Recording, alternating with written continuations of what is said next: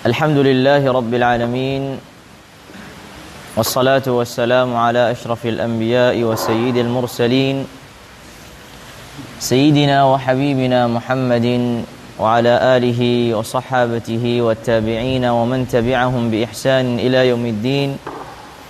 Thumma amma ba'd, fahadha huwa al-majlis al-hadi ashar min majalis mu'nis al-jalis بشرح الياقوت النفيس في مذهب الإمام Ibn Idris.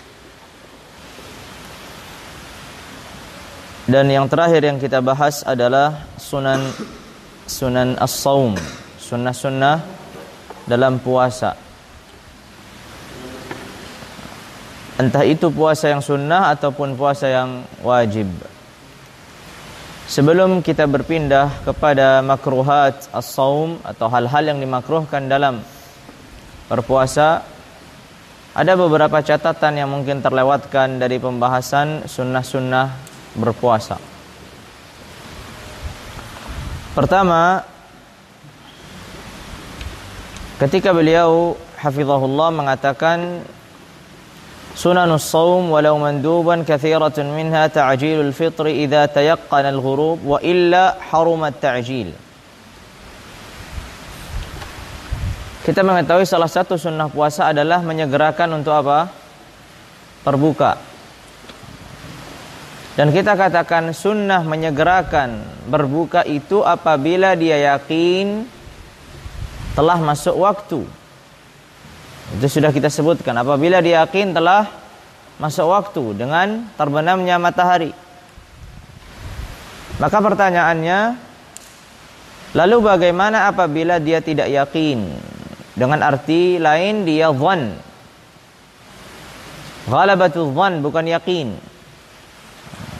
Dan bagaimana pula kalau dia dalam keadaan syak, ragu? Ada 3 keadaan berarti. Kalau dia yakin, maka disunnahkan untuk segera berbuka. Kalau dia dhann, kalau dia syak, bagaimana? Kalau dia ragu, telah disebutkan oleh al-muallif hafizahullah, yang mengatakan apa? Wa illa harumat ta'jil. Ay wa illa idza lam yatayaqqan. Maksudnya idza lam yatayaqqan ay idza syakka, apabila ia ragu. Maka diharamkan di sini apa? Maka diharamkan di sini mengakhirkan, menyegerakan berbuka. Apabila dia ragu apakah waktu maghrib sudah datang atau belum, sudah terbenam matahari atau belum, maka di sini diharamkan dia menyegerakan berbuka. Jelas? Itu kalau dia ragu. Taib. Kalau dia dhann, maka dikatakan At-Tirmidzi alaihi rahmatullah mengatakan fala yusan bal jaiz. Tidak disunnahkan, tapi diperbolehkan. Tidak disunnahkan, tapi diperbolehkan. Apabila dia dhannya sudah masuk waktu. Apakah menyegerakan berbuka itu sebagai yang dianjurkan? Jawabannya adalah la yusan, tidak disunnahkan atau tidak dianjurkan, tapi diperbolehkan. Jelas? Jadi ada 3 keadaan. Jadi menyegerakan berbuka itu apabila dia yakin telah masuk waktu, maka di sini apa? Maka dianjurkan atau disunnahkan untuk menyegerakan. Kalau dia ragu, artinya tidak yakin, dia ragu, atau bahkan yakin belum masuk maghrib, maka di sini dia apa? Menyegerakannya diharamkan. Apabila dia dhann atau ghalabatul dhann, prasangka yang kuat, sudah masuk waktu, maka di sini tidak disunnahkan tapi diperbolehkan. Wadih? Jelas ya? 3 keadaan. Ini yang tadi terlewatkan. Kemudian apabila dia sengaja mengakhirkan berbukanya setelah yakin masuk waktunya. Tadi kan kita katakan apabila dia sudah yakin, maka disunnahkan untuk menyegerakan berbuka. Baik. Sudah yakin masuk waktu, tapi dia mengakhirkan, tidak menyegerakan. Sudah yakin masuk waktu, tapi dia mengakhirkan berbuka ya, dan tidak menyegerakan. Apa hukumnya? Dikatakan bahwasanya apabila dia meyakini suatu keutamaan dengan mengakhirkannya itu, maka hukumnya menjadi makruh. Apabila ia meyakini suatu keutamaan dengan mengakhirkannya berbuka itu, maka hukumnya menjadi makruh. Tapi apabila dia tidak meyakini keutamaan, dia sengaja mengakhirkan, dia nanti saja berbukanya setelah sholat misalkan, berarti kan mengakhirkan. Sudah azan, dia langsung sholat sunnah atau dia berdoa, jadi belum sempat buka, kemudian sholat maghrib. Berarti dia akan berbuka setelah sholat maghrib. Tanpa dia meyakini apa-apa, keutamaan tertentu mengakhirkan dan seterusnya, maka di sini hukumnya adalah khilaful aula. Hukumnya adalah khilaful aula. Jelas? Hukumnya adalah khilaful aula. Begitu disebutkan At-Tirmidzi alaihi rahmatullah. Jelas? Begitu disebutkan oleh At-Tirmidzi alaihi rahmatullah. Jadi apabila mengakhirkan berbukanya setelah yakin masuknya waktu, catatannya perhatikan, apabila ia yakin masuk waktu dan dia mengakhirkan berbuka, maka kita tanya, kenapa kamu akhirnya berbuka? Kalau jawabannya adalah karena saya meyakini keutamaan tertentu, maka kita katakan apa yang kamu lakukan itu hukumnya makruh. Tapi kalau dia tidak meyakini keutamaan tertentu, maka di sini hukumnya khilaful aula. Wadih?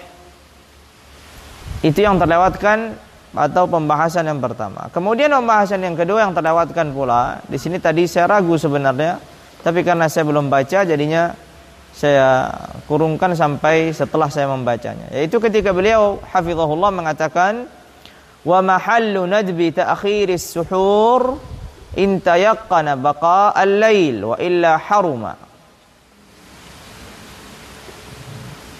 Di situ lihat, wa mahallu nadbi ta'khiris suhur in tayaqqana baqa al-lail wa illa haruma. Kalimat beliau wa illa haruma ini sebenarnya muskil. Kenapa? Kenapa dia muskil?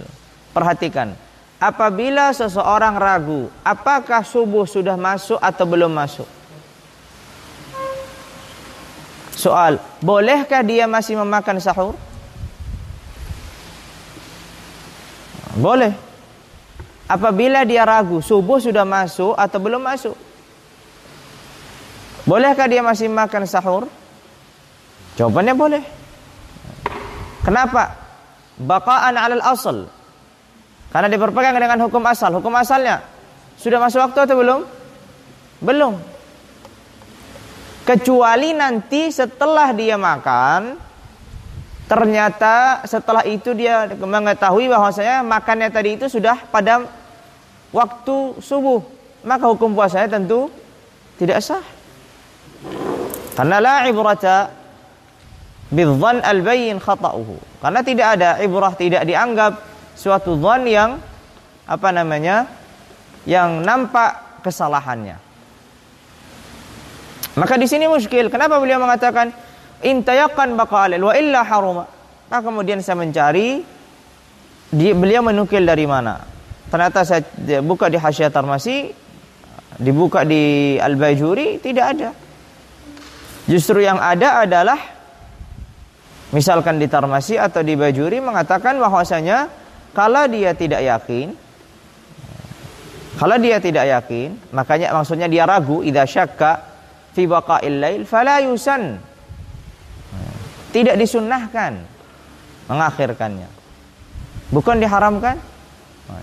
Wal afdal tarkuhu, begitu yang disebutkan Al-Bajuri. Dan utamanya meninggalkannya.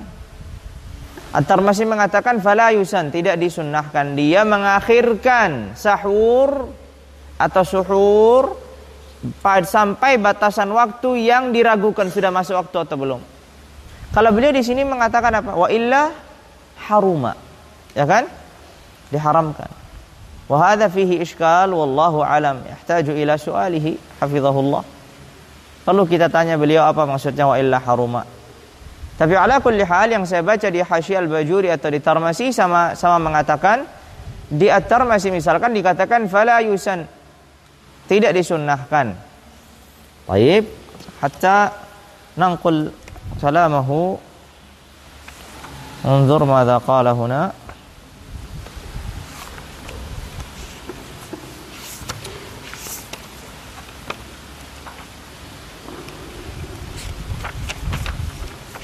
مسألة السحور.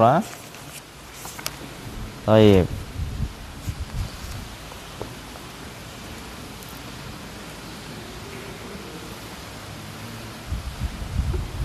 هذا كلام ابن حجر. طيب يقول ابن حجر ومحل سن تأخيره ما لم يقع به في شك في طلوع الفجر وإلا لم يندب تأخيره. Tidak disunnahkan mengakhirkannya. Kemudian kata Tarmasi, baik,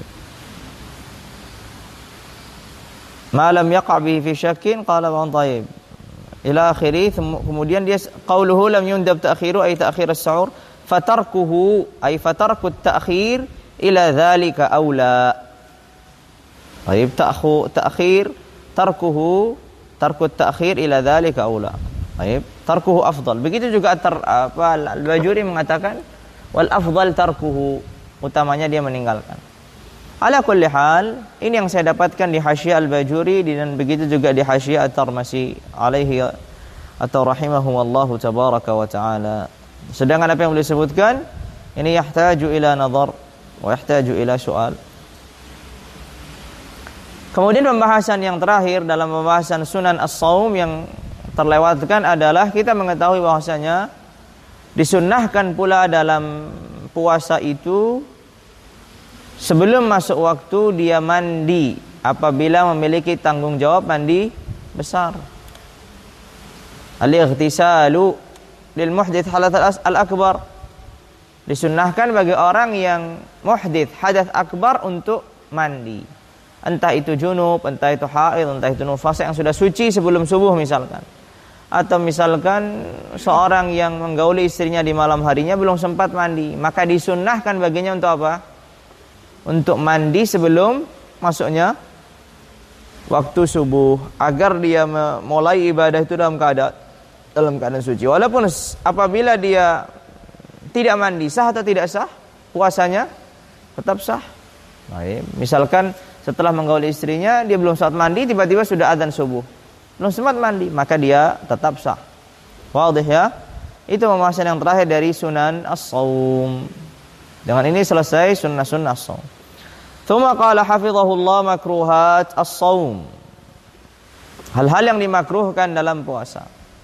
Perhatikan, beberapa hal yang disebutkan nanti memang hukumnya makruh dengan istilah yang diketahui di kalangan mutaakhirin, makruh karahat tanzih. Atau juga nanti kita akan ketahui ternyata makruhnya di sini maksudnya makruh dengan arti khilaful aula. Wadih. Karena makruh itu terkadang secara keumuman itu meliputi makruh karahat tanzih, juga makruh dengan arti khilaful aula. Tingkatannya berarti haram, kemudian makruh tanzih, atau sebagian sebelumnya makruh karahat tahrim, kemudian makruh karahat tanzih, kemudian khilaful aula. Lalu kemudian ada khilafus sunnah dan terjadi perbedaan apa khilafus sunnah itu sama dengan khilaful afdal atau tidak. Wallahu alam. Qala hafizahullah makruhat as-saum. Makruhatus saum walau manduban katsiratun minha al-mubalaghatu fil madmadha wal istinshaq.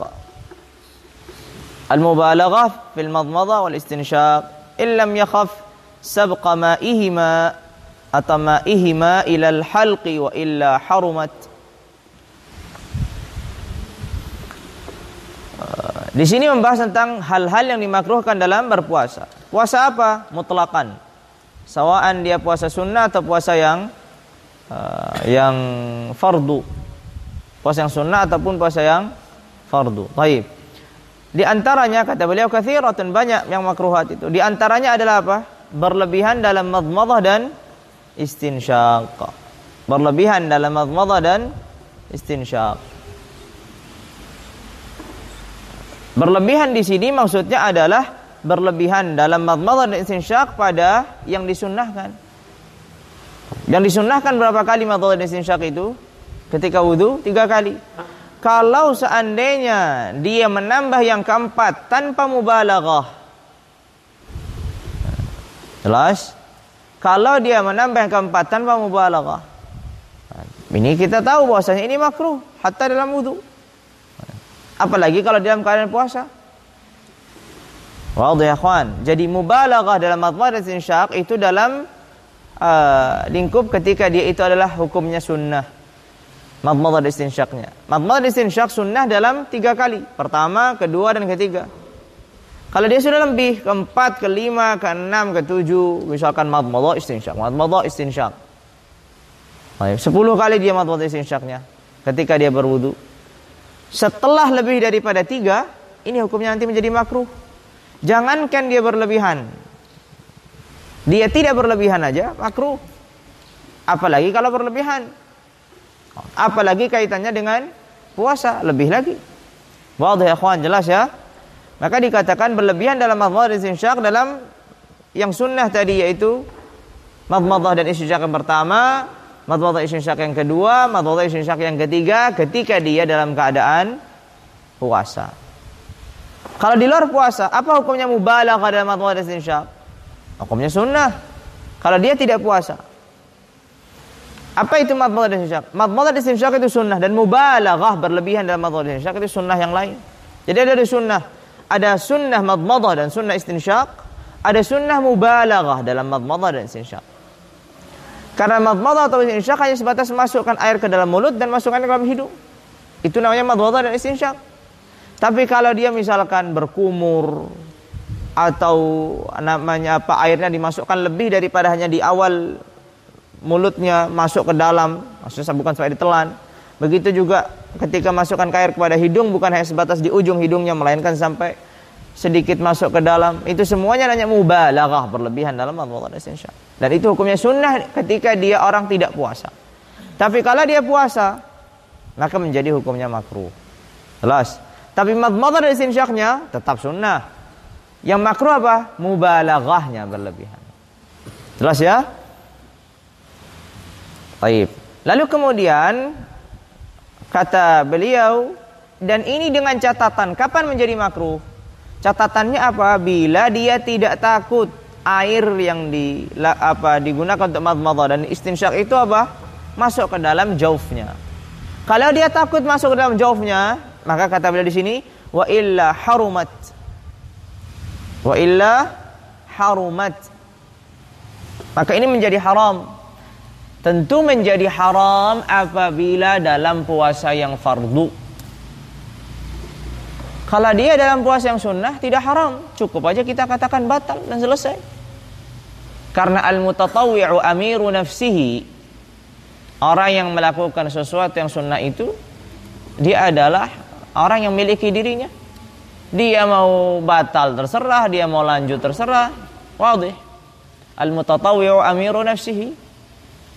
Maka apabila dia melakukan mubalaghah dalam madmadah dan istinsyak, dan dia tahu bahwasanya air itu akan masuk ke dalam jaufnya apabila dia berlebihan, maka dikatakan oleh beliau apa? Haram di sini. Makanya perhatikan, ada 2 keadaan. Berlebihan dalam madmadah dan istinsyak apabila dia tidak takut air tersebut masuk ke dalam jaufnya. Apa di sini hukumnya? Hukumnya makruh. Apabila berlebihan dalam madmadah dan istinsyak dan ditakutkan masuk ke dalam jauf, maka hukumnya haram. Dengan catatan dalam puasa apa yang haram? Dalam puasa yang fardu. Wadih? Ya, dalam puasa yang fardu. Jelas ya? Baik. Maka sehingga apa? Sehingga hukumnya makruh berlebihan dalam madmadah dan istinsyak. Dengan catatan apa tadi? Apabila dia tidak takut air tersebut masuk ke dalam jaufnya. Kalau dia takut air tersebut masuk ke dalam jaufnya, maka hukumnya menjadi haram. Tapi dalam puasa apa? Dalam puasa yang fardu. Kenapa dalam puasa yang fardu? Karena dalam puasa yang sunnah seseorang itu amiru nafsihi. Itu adalah pilihannya. Sehingga kalau dia pun batal, tidak masalah. Dia tidak berdosa. Tapi kalau dalam puasa yang fardu, dia melakukan madmadah dan istinsyaq itu, dan dia tahu akan masuk, dia berdosa nggak? Berdosa. Kenapa? Karena dia berdosa. Karena dia akan yu'arrid saumahu lil butlan. Karena dia akan menjadikan puasanya itu, atau dikhawatirkan, ditakutkan puasanya itu akan membatalkan atau dibatalkan. Karena apa? Karena berlebihan dalam madmadah dan istinsyaq, yang dia juga sendiri takut atau dia tahu air itu akan masuk. Sekalipun air itu tidak masuk ternyata. Jelas. Ketika dia melakukan mubalaghah dan istinsyaq, dia yakin air itu tidak masuk. Tapi ketika mau melakukan di awalnya, dia ragu, jangan-jangan air ini masuk. Saya takut masuk, tapi nggak apa-apalah. Ternyata setelah mubalaghah tidak masuk air itu. Apakah di sini hukumnya tetap haram? Tetap haram. Selama dia takut air itu akan masuk ke dalam jauf, maka diharamkan. Baik. Jadi ini adalah apa? Makruh yang pertama. Qala yang kedua, qala wa minha dzauq at-ta'am li ghairi hajatin wa illa bi an kana li nahwu ma'rifat islahi at-ta'am fala karahah. Arti dzauq at-ta'am artinya apa? Mencicip makanan tanpa keperluan. Mencicip makanan tanpa keperluan. Mencicip makanan tanpa keperluan. Jadi kalau ada keperluan maka tidak apa? Tidak makruh. Tapi kalau ada keperluan, misalkan semuanya puasa dan dia tanggung jawabnya masak. Satu rumah puasa. Seorang ibu mau masak, dia juga puasa.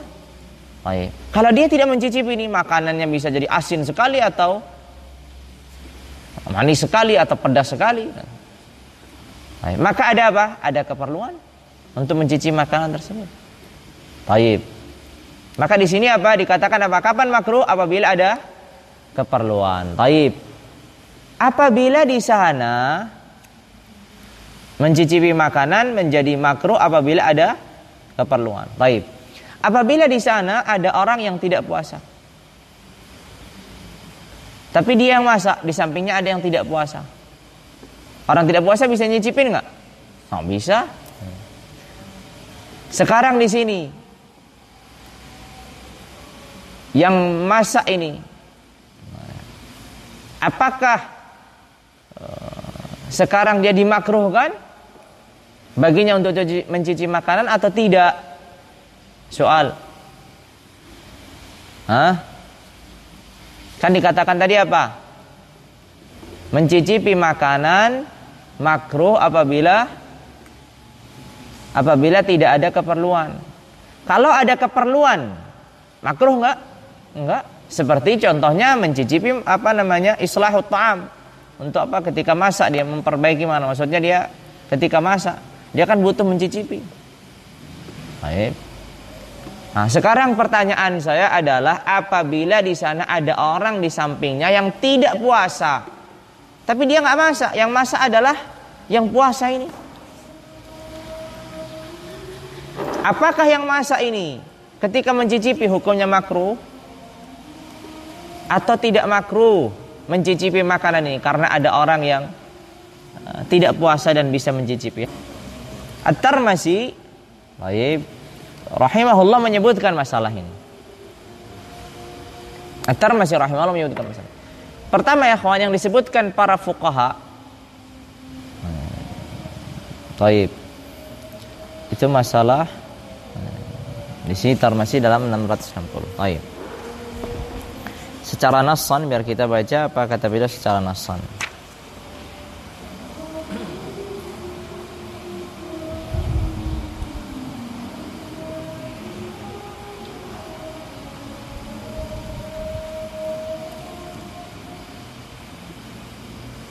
Lihat, qala wa bima taqarrara ulima ittijah ma bahathahu ba'dhum min adam karahat dhauq nahwi at-ta'am li gharad islahihi li muta'atihi wa in kana 'indahu muftirun ghairuhu qala li annahu qad la ya'rif islahahu mithl as-sha'im falyata'ammal. Jelas? Kata beliau apa? Tidak dimakruhkan bagi seorang yang masak tadi untuk mencicipi makanan.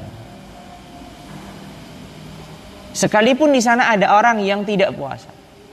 Karena bisa jadi orang yang tidak puasa ini tidak punya apa? Tidak punya rasa dia bisa menilai. Nggak bisa dia punya kemampuan untuk menilai. Ini masakan sudah asin atau sudah manis atau sudah pedas atau kurang pedas. Jelas. Nah, tadi mengatakan dirinci. Apabila orang yang puasa, yang nggak puasa tadi bisa menilai, maka yang masak ini apa? Makruh. Tapi kalau orang yang tidak puasa tadi tidak bisa menilai, maka orang yang puasa ini menjadi tidak makruh. Tapi qad yuqal, menilai dan tidak bisa menilai itu, menilai dan tidak bisa menilai itu sesuatu yang nisbi. Lagi pula yang masak itu siapa dan yang harusnya menilai itu siapa? Wadih. Yang masak itu siapa dan harusnya menilai itu siapa? Bisa jadi menurut yang menilai dia ini ahli dalam masak juga, tapi dia memiliki cara masak yang berbeda dan memiliki selera yang berbeda. Sehingga menurut ini yang walaupun dia ahli dalam menilai, ternyata dia sudah asin. Ternyata menurut yang masak ini apa? Belum asin. Wadih. Sehingga itulah mengapa At-Tirmidzi mengatakan tidak makruh. Tidak makruh apabila seseorang mencicipi makanan yang dimasaknya, walaupun di sampingnya ada seorang yang tidak puasa. Karena bisa jadi orang puasa ini tidak bisa merasakan, atau yang bisa merasakan itu hanya yang yang hanya yang masak. Jelas.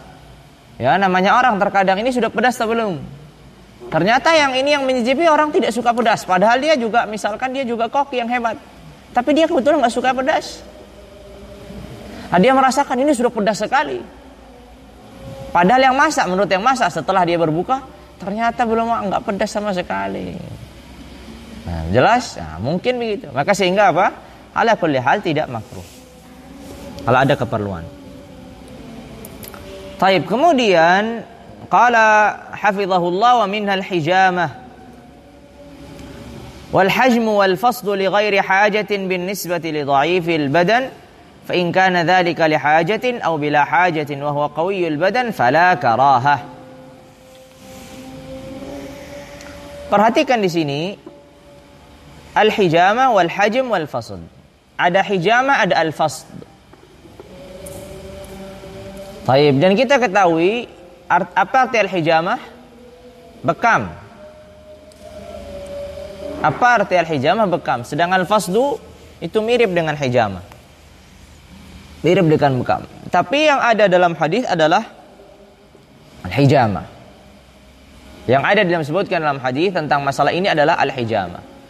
Dan al-hijamah ini, bekam ini, menurut pendapat sebagian ahlul ilmi, yaitu ma'ruf di kalangan Hanabila, membatalkan puasa. Karena ada suatu hadis, aftaral hajim wal mahjum, telah batal puasanya yang apa? Aftaral hajim wal mahjum, telah batal puasanya yang membekam dan yang dibekam. Baik. Ada hadis menyatakan demikian, sehingga mazhabnya Hanabilah mengatakan bahwasanya al-hijamah itu membatalkan puasa. Baik, al-hijamah itu membatalkan puasa. Nah, tinggal perinciannya saya yang kurang faham, apakah maksud mereka membatalkan puasa itu al-hajim dan mahjum, atau nanti hadis yang lain itu mengkhususkan hanya kepada yang mahjum saja atau ada hajim. Ala kulli hal, intinya ada sebagian mazhab yang mengatakan hijamah itu membatalkan puasa. Dalam mazhab Syafi'iyah tidak membatalkan puasa. La al-hajim wala al-mahjum, tidak membatalkan puasa. Tidak yang membekam, tidak yang dibekam, tidak membatalkan puasa. Jelas. Tidak yang membekam, tidak pun yang dibekam, tidak membatalkan puasa. Tapi dikatakan apa?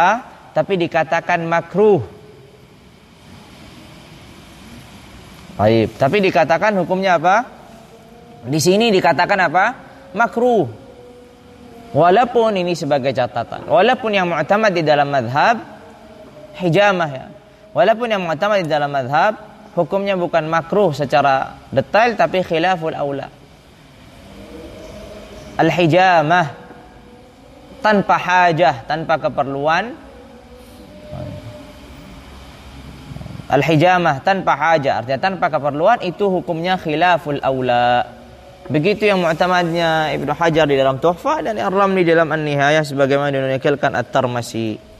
Sebagaimana dinukilkan At-Tarmasi. Sehingga yang mu'tamadnya adalah apa? Adalah khilaful aula. Tapi Ibnu Hajar di dalam Al-I'ab lebih condong kepada yang makruh. Ibnu Hajar dalam qaul yang lain di dalam kitab Al-I'ab lebih condong kepada yang makruh. Lebih condong kepada yang makruh. Ala kulli hal, makruh ataupun khilaful aula, intinya utamanya sama-sama kan ditinggalkan, kan begitu kan?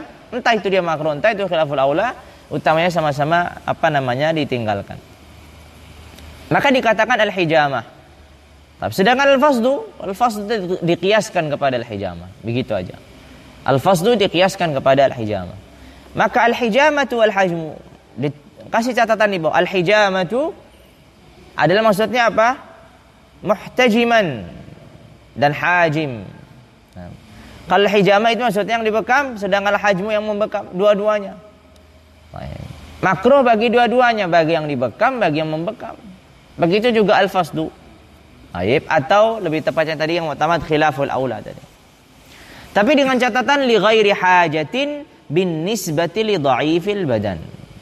Tanpa ada keperluan bagi orang yang lemah badannya, fisiknya lemah, jadi diambil darahnya langsung dia loyo. Ini jadi hukumnya makruh. Kenapa? Nanti dia bisa sakit. Nanti kalau sakit dia membuat apa? Batal puasanya. Bisa dia kembali batal. Saya sudah lemas ini, boleh nggak saya membatalkan puasa? Kalau dia sakit boleh kan? Jelas. Taib. Qala fa in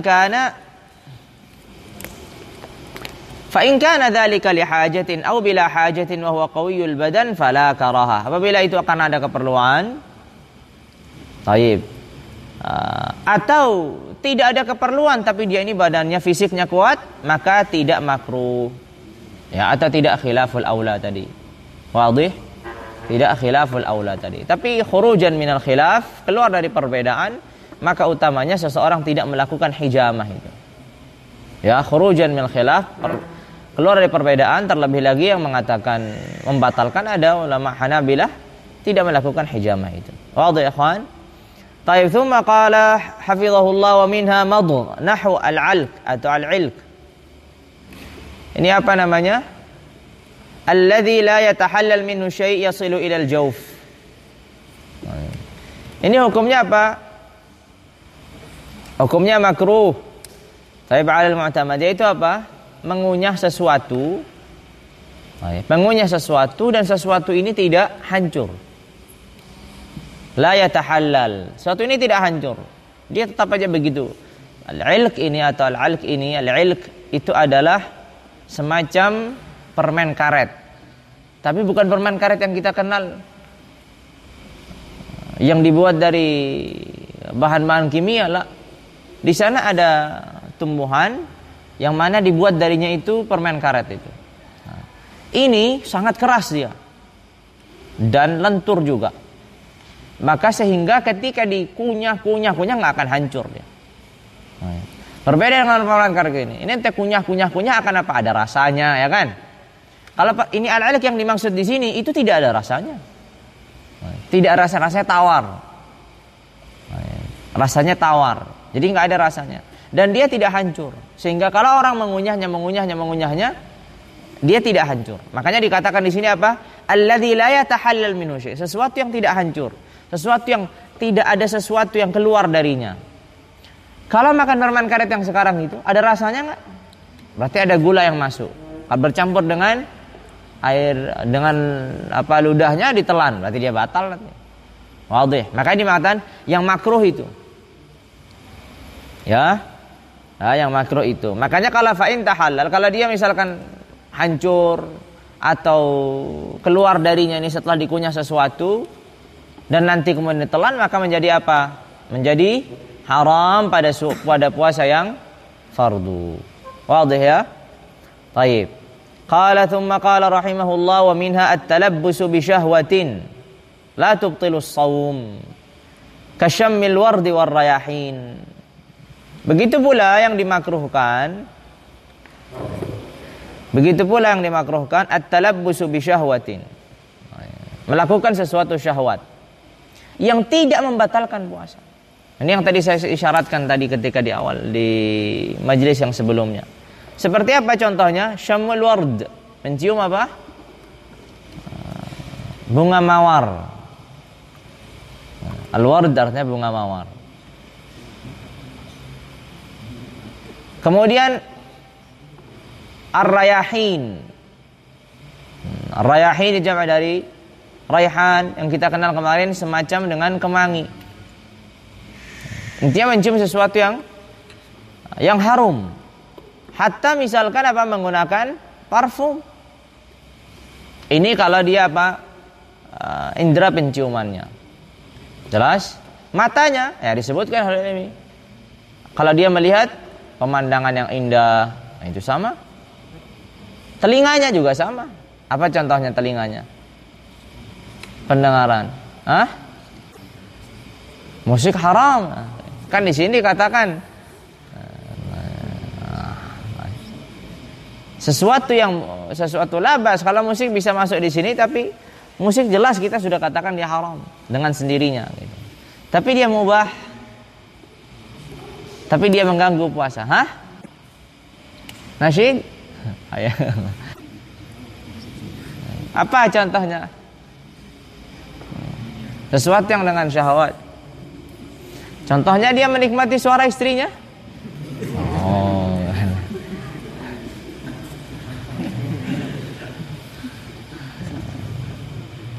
Jadi bukan hanya nggak boleh, tapi dia menikmati gitu suara istrinya. Mubah?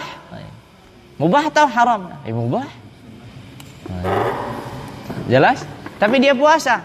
Jauh-jauh dari istri. Karena tujuan dari puasa itu apa? Kasrun nafsi anil hawa. Mematahkan nafsu itu dari hawa nafsunya. Tapi kalau hawa nafsunya itu, ya saya tidak makan, saya tidak melakukan batal, tapi dia matanya dimanjakan, penciumannya dimanjakan, telinganya dimanjakan, ya namanya sama aja. Apa tujuan dari puasa? Wadih. Lianna al-maqsud min as-shaum kasrun nafsi 'anil hawa wa taqwiyatuha atau taqwiyatuha 'ala haqiqati taqwa. Begitu katanya. Baik. Qala wa minha, yang terakhir, al-qublah. Bukan al-qiblah. Apa itu al-qublah? Mencium. Wadih, al-qublah artinya mencium. Maksudnya mencium siapa? Mencium istrinya. Jelas. Qala wa minha al-qublah wal mu'anaqah. Mu'anaqah apa? Berpelukan. Wal lams, menyentuh. Illam yakhaf inzalan aw jima'an bisababi dzalika wa illa harumat. Al-qublah apa tadi? Mencium atau memeluk atau misalkan dia menyentuh istrinya, tapi dengan catatan ini hukumnya makruh ya. Baik, menurut di sini kan yang disebutkan di sini makruhat. Tapi yang mu'tamadnya adalah khilaful aula. Itu mu'tamadnya asy-syaikhain. Mu'tamadnya asy-syaikhain itu adalah khilaful aula. Siapa itu asy-syaikhain kalau disebutkan? Siapa maksudnya? An-Nawawi dan Ar-Rafi'i. Mu'tamadnya syaikhain itu apa? Khilaful aula. Jadi al-qiblatu wal mu'anaqatu wal lamsu ini khilaful aula. Dengan catatan apa? Kapan dia khilaful aula? Apabila tidak ditakutkan akan mengeluarkan air mani atau membuatnya dia melakukan persetubuhan. Jelas? Kapan dia khilaful aula? Apabila tidak ditakutkan keluarnya air mani atau tidak ditakutkan membuatnya apa? Persetubuhan. Tapi kalau ditakutkan keluar air mani, atau ditakutkan melakukan persetubuhan, maka di sini qala bisa idzalik qala wa illa harumat. Kalau ditakutkan keluarnya air mani atau ditakutkan bersetubuh dengan menyentuh, dengan mencium atau dengan ini, maka apa? Maka diharamkan. Maka diharamkan. Baik. Maka diharamkan. Tab'an yang saya dapatkan tentang khilaful aula itu adalah al-qublah. Yaitu al-qublah. Yaitu apa? Mencium. Kenapa di sini tidak dikatakan makruh? Dikatakan wa inna ma lam tukrah li dha'fi adaiha ila al-inzal. Kenapa dia tidak makruh? Li dha'fi adaiha ila al-inzal. Karena dia ini mencium itu sangat jauh. Atau sangat lemah sampai dia itu membuatnya dia mengeluarkan air maninya. Maka sehingga khilaful aula. Bukan apa? Bukan makruh. Tapi kalau sampai membuatnya dia keluar air maninya atau sampai membuatnya dia bersetubuh, maka itu jadi apa? Haram. Dan kembali lagi haram itu maksudnya pada puasa yang fardu. Salil alimal makkiyah hal fi tazawurin wa dhammati mushtaqin wa dhammati mushtaqil fuadi janahu atau junahu. Faqultu ma'adallahi ay yadhhab at-tuqa talasuq akbadin bihinna jirahu. Baik, ala kulli hal. Jadi jelas hukumnya adalah apa? Khilaful aula. Kapan menjadi khilaful aula? Apabila tidak ditakutkan mengeluarkan air mani atau tidak ditakutkan apa? Membuatnya dia bersetubuh. Kalau ditakutkan menjadi apa? Menjadi haram. Ini dalam catatan apa? Dalam puasa yang wa mahallul hurmati fi shaumil fardhi. Dinukilkan bahwasanya suatu saat Imam Syafi'i rahimahullah ditanya seseorang tentang hukumnya mencium dan atau hukumnya memeluk. Baik, suami kepada istrinya, apa hukumnya? Apa membatalkan dia puasanya atau tidak? Baik, maka kemudian Imam Syafi'i menjawab dengan jawaban tidak membatalkan. Tidak membatalkan. Terus kemudian dijadikan dengan jadikan dua bait itu. Katanya dalam bait itu, salil alim al-makkiyah hal fi tazawurin. Tanyakan kepada seorang alim al-makki. Siapa maksudnya? Asy-Syafi'i. Syafi'i dari mana beliau? Dari Makkah.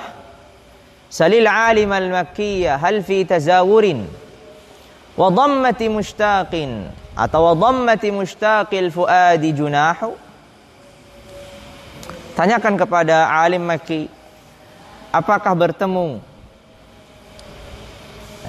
kemudian dekapan orang yang rindu, begitu. Wa dhammati mushtaqil fuadi junahu. Pelukannya atau dekapannya orang yang rindu itu ada masalah, yang hatinya merindukan. Wa dhammati mushtaqil fuadi junahu. Faqultu ma'adallahi ayyadhhab at-tuqa atau ayyudhhib at-tuqa talasuqu akbadin bihinna jirahu. Kata beliau, aku berlindung kepada Allah Azza wa Jalla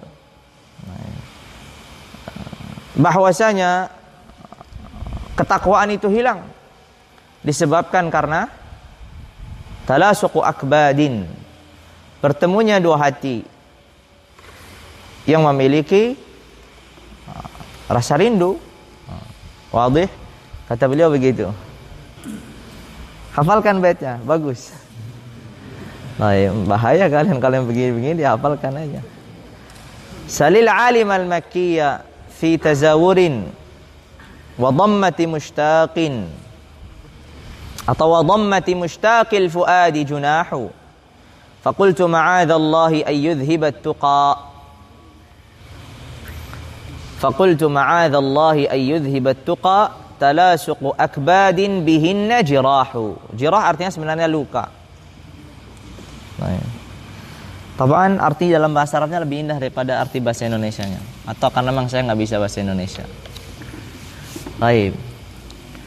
Kemudian sebelum yang terakhir, sebelum kita tutup majelis, yaitu makruhatis shaum, majelis dalam makruhatis shaum, beliau di sini tidak menyebutkan hal-hal yang diharamkan. Karena selanjutnya tinggal mubtilatis shaum sampai terakhir. Tidak salah membahas tentang mubtilatis shaum. Kemudian juga ada beberapa tambihat begitu. 1, 2, 3 dan seterusnya. Ahlul ilmi mengatakan dalam biasanya menyebutkan yaitu apa? Dalam puasa yang sunnah ataupun puasa yang fardu itu diharamkan al-wisal. Wa yahrumul wisal, diharamkan al-wisal. Apa itu al-wisal? Al-wisal itu menyambung puasa. Menyambung puasa. Baik, 2 hari berturut-turut, maksudnya dia tidak berbuka di antara malamnya. Misalkan besok pagi dia puasa, nyambung sampai besoknya dia tanpa berbuka di malam harinya. Jadi 2 hari berturut-turut, 3 hari berturut-turut, itu yang diharamkan. Yahrumul wisal, diharamkan dia apa? Menyambungnya. Entah itu puasa fardu dengan sunnah, atau puasa fardu dengan fardu, atau puasa sunnah dengan sunnah, sama aja. Diharamkan untuk apa? Al-wisal. Karena Rasulullah SAW melakukan itu. Tapi ketika para sahabat ingin melakukan itu, Rasulullah melarangnya. Karena Rasulullah mengatakan, innama yut'imuni rabbi wa yasqin. Karena Allah Azza wa Jalla memberikanku makan dan memberikanku minum. Berbeda dengan kalian. Wadih. Sehingga ini pembahasan yang dibahas dalam apa? Dalam masalah al-wisal, yaitu diharamkannya al-wisal apa? Bersambung. Ya, maksud bersambung itu bukan setiap hari puasa, bukan. Maksudnya hari pertama puasa sampai maghrib tidak berbuka dia.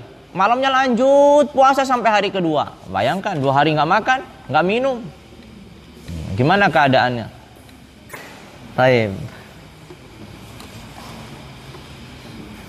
Ala kulli hal, dengan ini kita selesai pembahasan tentang makruhat as-shaum. Tentang makruhat as-shaum. Dan selanjutnya bahasa mubtilat as-shaum. Adakah yang ditanyakan sampai di sini? Atau sebelumnya apakah ada yang dimakruhkan yang lain yang tidak disebutkan? Nah, soal. Adakah yang dimakruhkan yang lain yang tidak disebutkan oleh beliau? Ada atau tidak ada? Ada. As-siwak ba'da zawal, tidak disebutkan. Siwak setelah tergelincirnya matahari. Baik, tidak disebutkan. Sahih? Tidak disebutkan.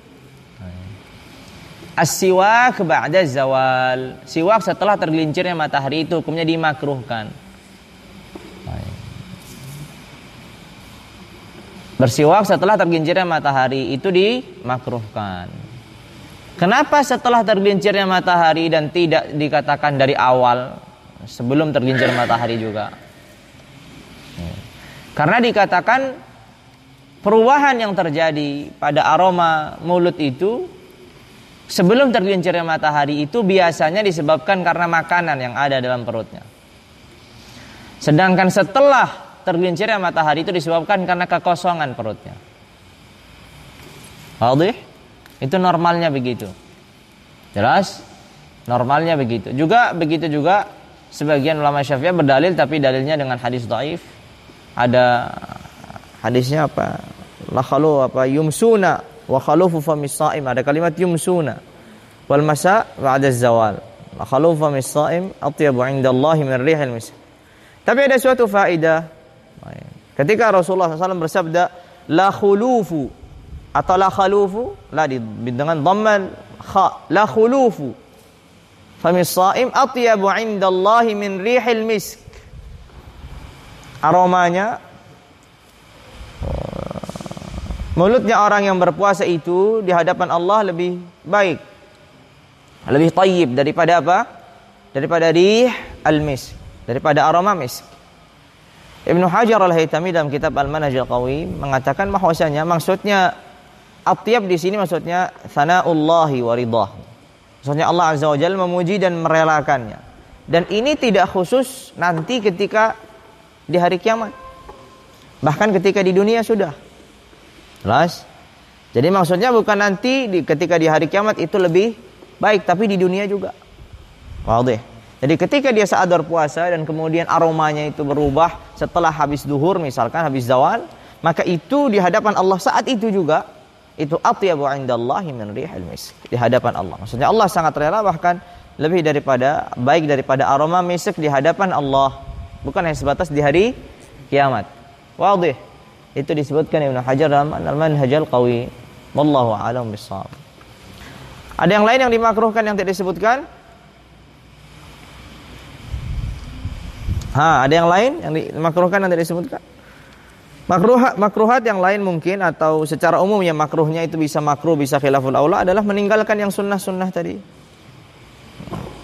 Meninggalkan yang dianjurkan tadi, yang sunnah-sunnah itu bisa menjadi makruh secara keumuman. Begitu juga meninggalkan hal-hal yang wajib. Itu bisa menjadi makruh dari sisi apa? Dari sisi puasanya. Puasa tapi nggak sholat subuh, nggak sholat zuhur, nggak sholat asar, tetap sah puasanya. Tapi itu makruh dari sisi puasanya dan haram dari sisi zatnya meninggalkannya.